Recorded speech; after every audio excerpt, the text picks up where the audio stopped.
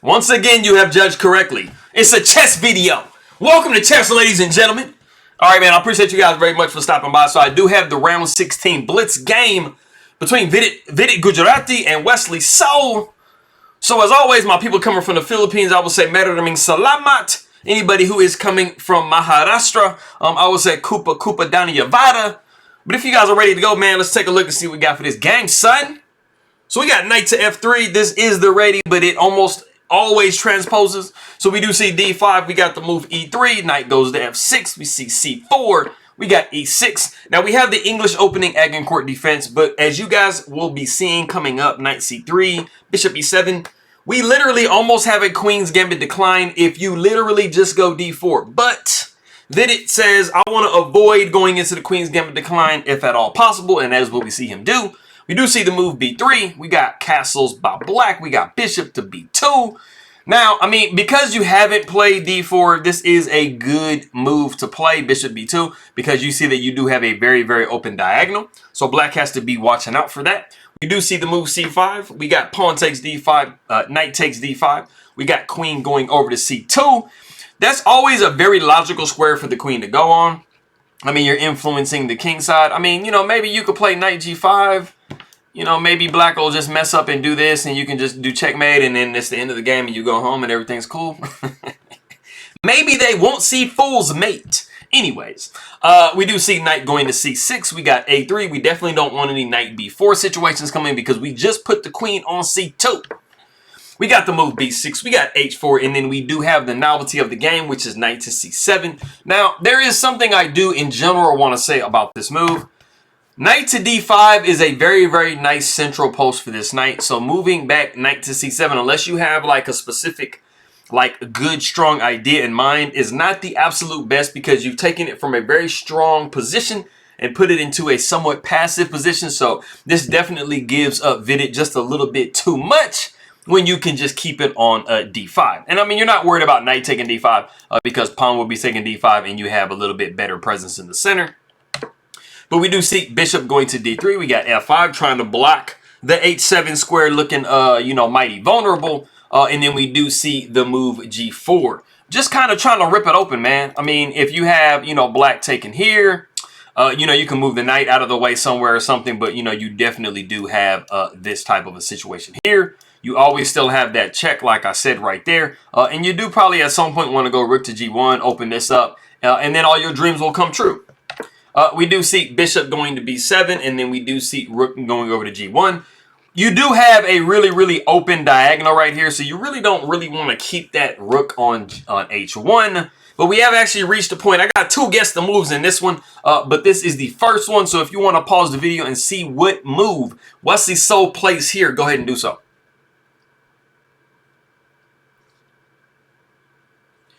Okay, cool. So one of you, I mean, not one of you, what you guys should notice in this position, if you are on the black side, is that basically white has everything taken care of except this knight. This knight is the only undefended piece in the position.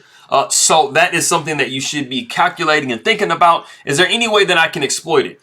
It's not like it's an absolute win, but we do see Wesley So go knight down to d4. And it might look kind of strange because you're like, I'm just going to place my knight next to this pawn.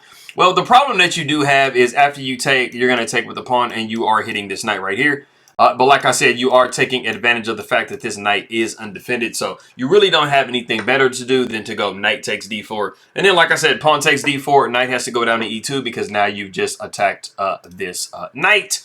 And you don't really want to capture pawn takes d4 because what you're going to be doing is allowing the king the queen to come in here. You do have some bishops taking h4 stuff going on, and your king is just really, really too open at that point. So we got knight to e2, pawn takes e3, we got pawn takes e3. So you see that, I mean, you're still kind of, you know, holding everything down. You're not as worried about this situation because you haven't broken your king up. And I mean, you are, if black wants to try to capture here, they're just going to be opening things up for their own king. So you got to be kind of careful. We got bishop going to f6, contesting that really nice bishop on that diagonal. We got pawn taking f5 because why not try to grab you a pawn? You know, you end up actually being a pawn up as white here. You got the rook going over to c8. Always logical to put a rook across a heavy piece like a queen or a king. We got the rook to d1, so white doing the same thing. We got king stepping over to h8. We were kind of a little bit worried about after maybe pawn takes. You got a bishop discovery right here, and the queen is hit. So we got king h8. We do see bishop to e4. Bishop takes e4, queen takes e4, and then we have queen to e7. Like I said, that queen was hit. So it's crazy because sometimes you'll play your games and, you know, you'll see your player the other player make a move and it's like, okay, yeah, it's hitting my queen or hitting a major piece, but it's through like 3 or 4 other pieces. Those pieces can move very, very quickly out of the way. So you always have to be wary of stuff like that that's going on. We do see knight going up to d4. We got the rook c to d8, and then we have king up to e2. And like I said, white just has an extra pawn.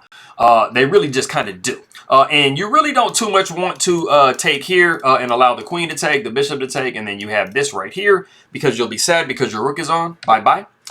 We do see queen going to e8. We got pawn taking e6, bishop taking d4, and then we have the other gets the move portion.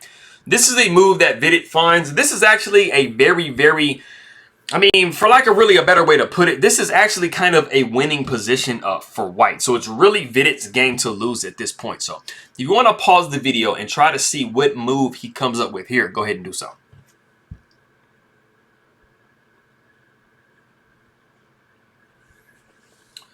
Okay, so I think you guys probably noticed that, you know, this pawn is absolutely hanging, right? I mean, you know, if you leave it there, I mean, you know, you're going to just like take back and then you're going to have either queen takes or knight takes and everything's going to be everything. But something I tell you guys all the time, if you have a weak pawn or if you have a pawn that's basically going to be gone anyway, you might as well try to throw it away in the most dynamic way possible.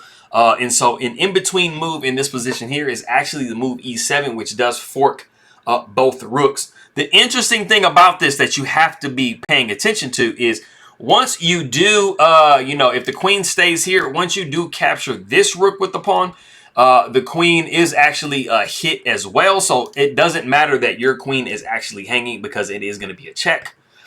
So you have to be calculating those types of things like I'm saying.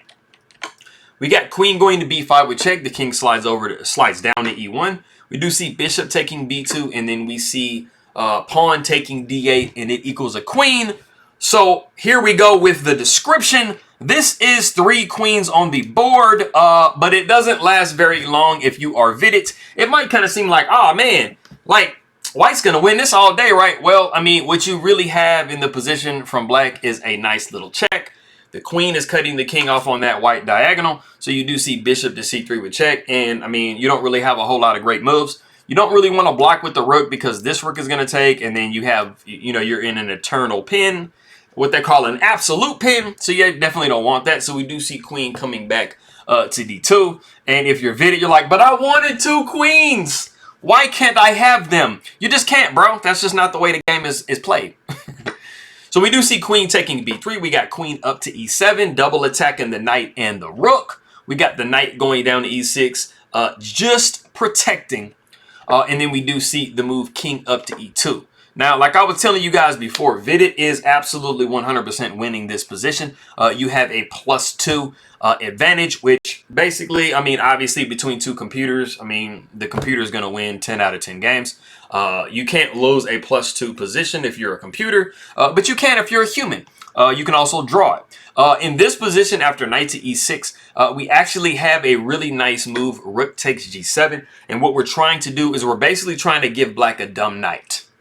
Which, if you guys are familiar with the dumb knight, it is a knight where you can place a queen up here like this.